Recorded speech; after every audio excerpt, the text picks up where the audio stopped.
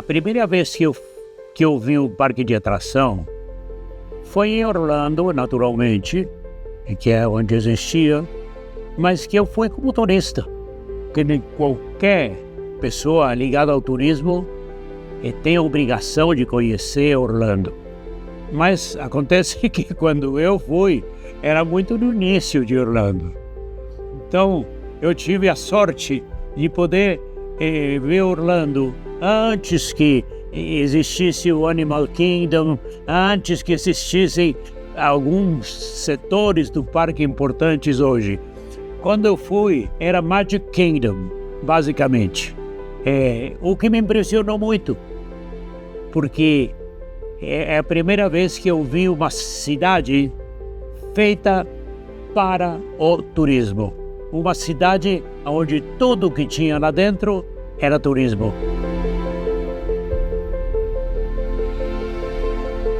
O papai gostava dessa história. Ele teve uma empresa de representação na Argentina que representou o SeaWorld, por exemplo, há décadas atrás, há muito tempo.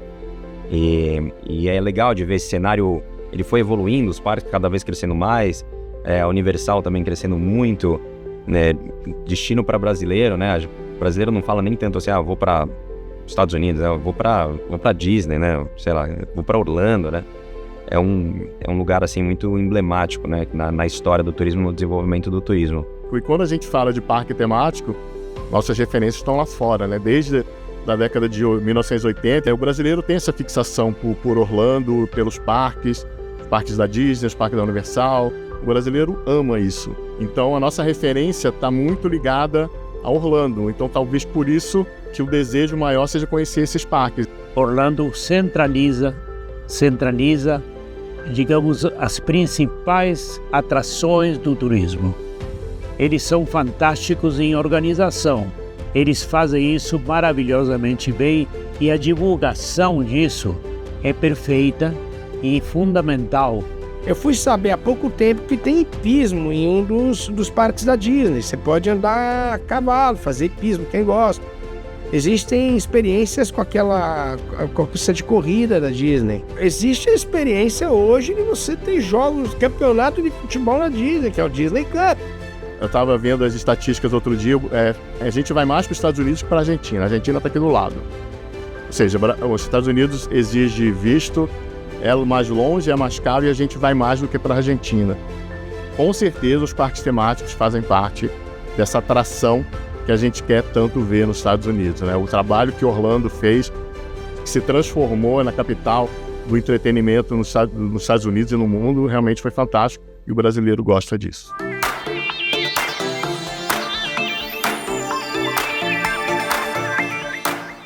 O setor tem alguns marcos, né? Então, um dos marcos importantes é na comemoração acho que é 4º centenário de São Paulo, 1954, se não me engano. Posso até estar errado nas datas aí, mas teve um movimento de importação de muitos equipamentos para essa comemoração. E aí, esses equipamentos que vieram para a comemoração depois foram usados e se transformaram em alguns parques, né? Esse foi um momento importante. Outro momento muito importante é a criação do Play Center, que também tem mais ou menos 50 anos também. Então foi um momento importante. Play Center, Beto Carreiro, Beach Park, Wet n Wild. E de lá para cá a gente teve algumas evoluções pontuais que foram engrossando o segmento no Brasil. Porém, a gente vem observando agora, no momento pós-pandemia, um crescimento muito forte do setor, não só de parques temáticos em si, mas de opções de entretenimento de uma maneira geral. E o Beto Carreiro é um exemplo mundial. E nós temos aí notícias de novos parques que estão acontecendo. Eu acredito que a mesma coisa que aconteceu com os parques aquáticos vai acontecer com os parques temáticos brasileiros, que também vão ficar entre os melhores do mundo. A inauguração do Beach Park, acho que também é uma referência, já foi na década de 80, né, em 88, foi o primeiro parque aquático do Brasil. Depois vem uma onda de parques aquáticos que a gente está vendo hoje em dia, né?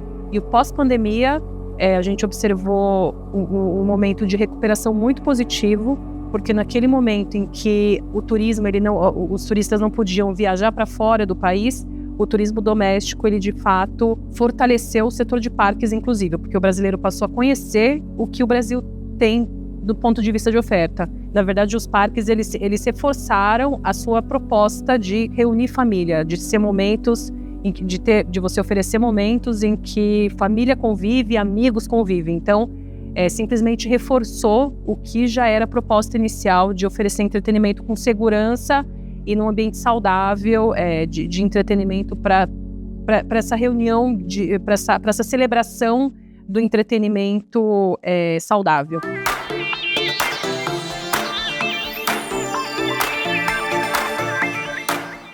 O mercado tem, assim, nos últimos anos, deu uma acelerada bem importante, né, no mercado de parques, principalmente 5, 10 anos para cá.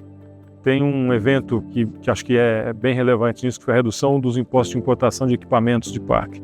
Desde que o Sindepat, que é a Associação Brasileira de Parques e Atrações, conseguiu a isenção do imposto de importação para equipamentos, e a maioria desses equipamentos é feita no exterior, então nós tivemos um volume novo de investidores e de novos parques no Brasil, pelo menos no setor dos parques aquáticos, de uma maneira bastante forte. Hoje o Sindepat já conta com mais de 70 associados, então isso mostra o potencial que nós tínhamos quando nós brigávamos por essa isenção de imposto e a importância de que o governo entenda que alguns setores precisam de algum incentivo para que seja desenvolvido. Os parques temáticos têm uma dinâmica um pouco diferente, porque o investimento nos equipamentos e na infraestrutura é muito alta. Então eles precisam ser atrações que atraiam realmente milhões de visitantes. Essa dificuldade ainda pela nossa fraqueza da moeda nacional em relação à moeda estrangeira, que é o dólar, torna um pouco mais difícil essa realização. Quando a gente fala de importação, os parques eles precisam de renovação constante. Então, quando você pensa num parque temático ou num parque aquático, no pipeline ali de planejamento deles, a cada 2 anos, a cada ano, você precisa ter uma renovação, você precisa trazer um novo atrativo, seja para você atrair um novo público, seja para você trazer um público que já frequenta o seu parque, mas que precisa de uma novidade. Então, é pautado muito por inovação. Aqui em São Paulo, a gente tem essa facilidade do governo estadual ter uma legislação que estimula o surgimento de distritos turísticos, que tem toda uma legislação específica para você desenvolver um polo que atenda de todos os aspectos do turista, com entretenimento, com A&B, com hospitalidade.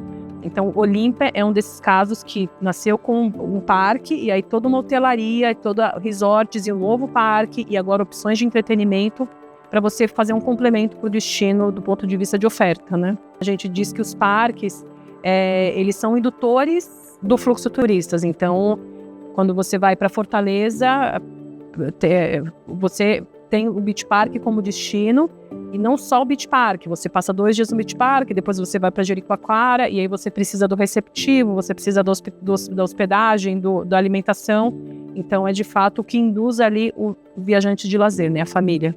A gente emprega muita gente, então é uma ferramenta, um catalisador muito importante do ponto de vista de geração de emprego e do ponto de vista de movimentação da economia.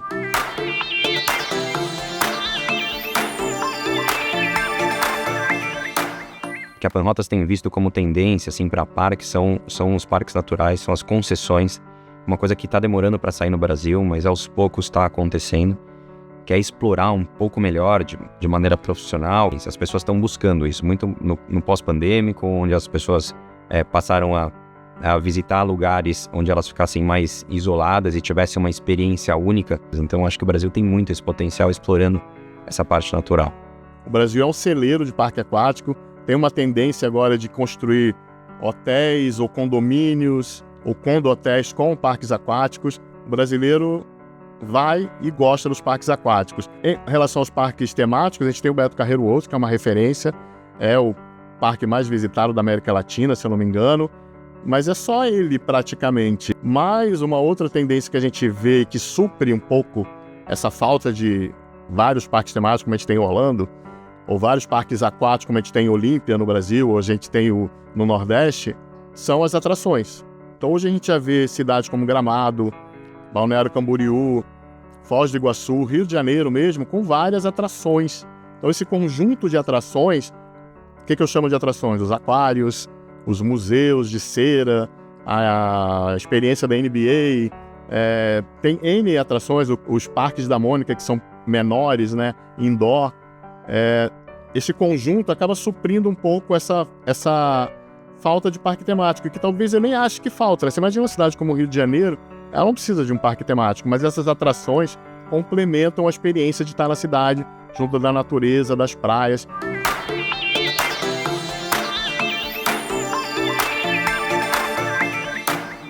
Eu acho que o futuro dos parques é usar esse princípio, né, esse conceito da emoção, da experiência, do bom atendimento, da fantasia, coisas que a gente, infelizmente, nesse mundo está cada vez mais difícil de termos na sociedade normal, né, que nós vivemos, no nosso dia a dia. Nós estamos nos distanciando desses valores, desses sentimentos. E eu acho que é isso que vai continuar atraindo muitos visitantes, né? Experiências que a criança tem quando é na sua infância, que ficam para o resto da vida, são passadas de gerações em gerações. Então, eu acho que os parques temáticos continuarão sendo esse tipo de atração inesquecível e não vão mudar tão cedo, eu acho. Junto com isso, eu acredito que a mudança na sociedade, de uma forma geral, consumindo mais entretenimento, tendo mais tempo disponível e também na economia, tendo mais renda disponível para gasto com entretenimento. Isso tem feito novas empresas entrarem no setor, então tem vários novos entrantes, vários novos projetos.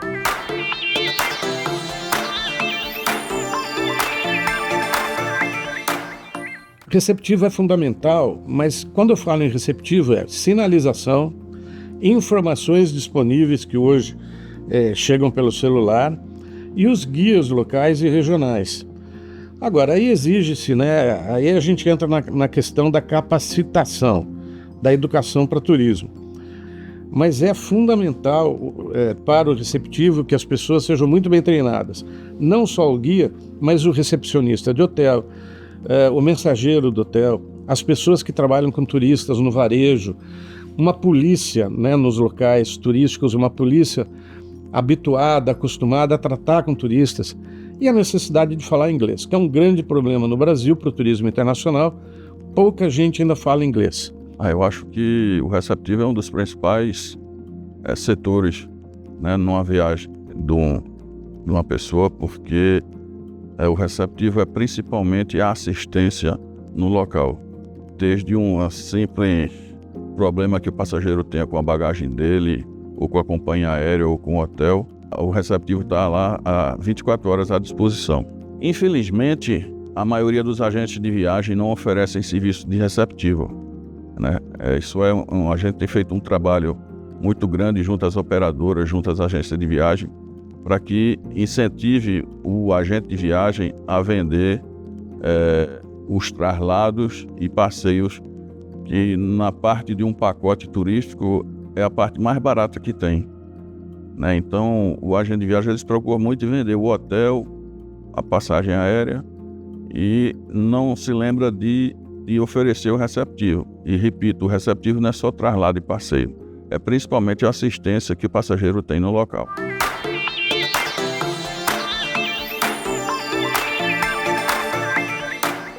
Nesse desafio de desenvolvimento de destino turístico, a Panrotas acompanhou muito esse processo, mas você vê, né? A gente tem o Ministério do Turismo, ele foi criado em 2003, então ele é relativamente novo. E assim, eu posso estar enganado, mas eu não sei se a gente já teve 19 ou 20 ministros, né? Então você vê que um desafio do Brasil é a continuidade política, né? Porque em 4 anos, no final das contas, como aqui também é muito instável, não dá para, sabe, uma estrutura e um projeto de longo prazo não se faz em 4 anos, né? Você faz em 10, 15. Quando a gente fala em desenvolver um destino, né, para turismo, a gente tem que pensar que tem que ter infraestrutura para chegar, tem que ter um restaurante, tem que ter hotelaria, tem que ter os serviços preparados para receber, né, para prestar um bom serviço. Nós temos hoje, no estado de São Paulo, foi criado por lei em 2021, os distritos turísticos paulistas. Nós aprendemos muito com o distrito turístico da Disney. E nós trouxemos esse modelo, esse conceito para o Brasil, e o estado de São Paulo abrigou esse conceito e já tem 4 distritos turísticos. Então essa é uma maneira de incentivar o turismo, porque quando você faz um distrito turístico, você cria um destino. E esse destino, se ele for muito bem montado e muito bem promovido, ele acaba servindo de ponto de atração de turistas nacionais e internacionais, e depois esses turistas que vêm ao distrito, eles irrigam as outras atrações turísticas ao redor.